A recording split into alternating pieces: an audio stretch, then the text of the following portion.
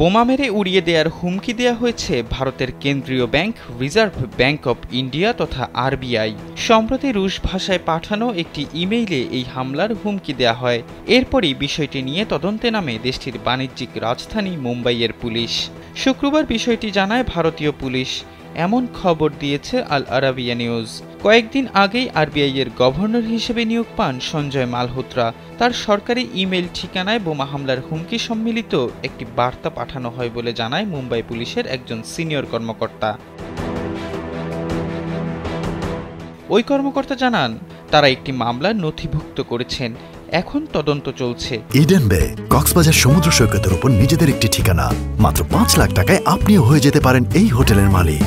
চলতি বছরে ভারতে স্কুল, রেলওয়ে স্টেশন, বিমানবন্দর ও বিমানে শত শত বোমা হামলার হুমকি দেওয়া হয়েছে। তবে পরে এসবের বেশিরভাগই ভুয়া বলে প্রমাণিত হয়েছে।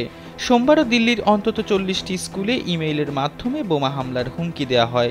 এই বছরের নভেম্বর পর্যন্ত ভারতের বিমান সংস্থা ও বিমানবন্দরগুলোয় প্রায় ১,০০০ ভুয়া বোমা হামলার হুমকি দেওয়া হয়, যা ২০২৩ সালের তুলনায় প্রায় ১০ গুণ বেশি।